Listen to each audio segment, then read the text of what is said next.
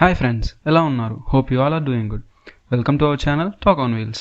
దాదాపు 56 సంవత్సరాలు భారతదేశపు రోడ్లను ఏలిన కార్ మ్యానుఫ్యాక్చరింగ్ని ఎందుకు ఆపేశారు? అలానే ద ఇండియన్ లిమోజిన్గా ఇంకా the first Indian muscle car ఏంటిదో తెలుసుకోవాలనుకుంటే tighten your seat belts. Let's dive into history. I am Kittu and let's get started. Hindustan Motors ఇది బిర్లా గ్రూప్ వాళ్ళు స్థాపించిన ఆటోమొబైల్ కంపెనీ.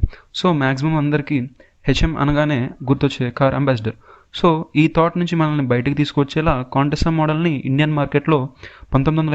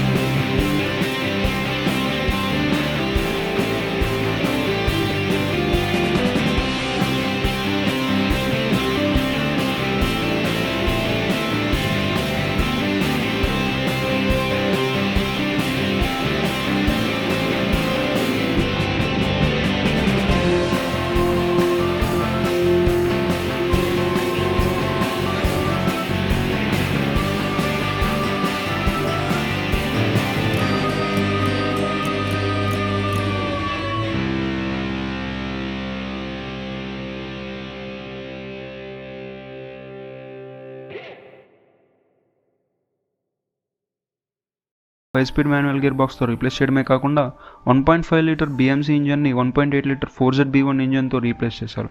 దీనివల్ల కార్ టాప్ స్పీడ్ 145 km/h వరకు పెరగడమే కాకుండా ఇంజిన్ పర్ఫార్మెన్స్ కూడా ఇంక్రీజ్ అయింది. అయితే ఈ సక్సెస్ కాంబినేషన్తో కాంటెస్సా 25 ఏళ్ల పాటు ఇండియన్ రోడ్స్ని రూల్. ఈ కార్లో లగ్జరీ అండ్ పర్ఫార్మెన్స్ ఎంతో బాగున్నప్పటికీ ఫ్యూయల్ ఎఫిషియన్సీ చాలా తక్కువ ఉండడంతో సేల్స్ స్లోగా డిక్రీజ్ అవ్వడం స్టార్ట్ అయ్యాయి. దీంతోపాటు అప్పుడప్పుడే ఇండియన్ మార్కెట్లో అడుగుపెట్టిన టాటా, మారుతి సుజుకి, టొయోటా లాంటి కంపెనీలు మరెన్నో మోడల్ టెక్నాలజీస్తో ఉన్న కార్స్ను ఇంకా తక్కువ రేట్స్కి అమ్మడం వల్ల కాంటెస్సా సేల్స్ కనుమరుగైపోయాయి. ఇక ఆ కార్ ప్రొడక్షన్ని 2002లో హిందుస్థాన్ మోటార్స్ అఫీషియల్గా క్లోజ్ చేసింది. అయితే ఇప్పటికీ ఇండియాలో యాంటిక్ కార్ అనగానే గుర్తొచ్చే పేర్లలో కాంటెస్సా.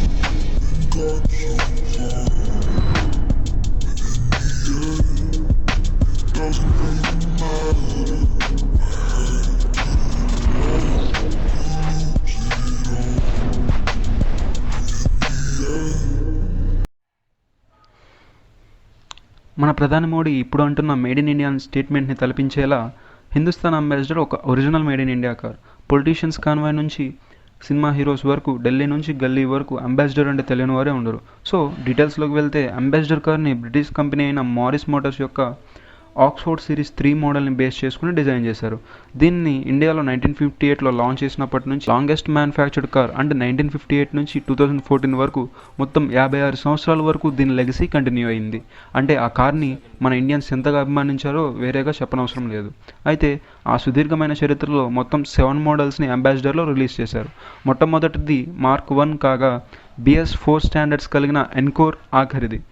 ఈ కార్లోని లగ్జరీ ఇంకా సస్టైనబిలిటీ వల్ల మ్యానుఫ్యాక్చర్ అయ్యే కార్స్లో 16% కార్స్ని ఇండియన్ గవర్నమెంటే ఇండస్ట్రీలో 70% షేర్ వాల్యూ ఉన్న అంబాసిడర్ కార్ 2014లో కేవలం 2200 కార్లు అమ్మి 0.12% షేర్ వాల్యూకి దిగిపోయింది.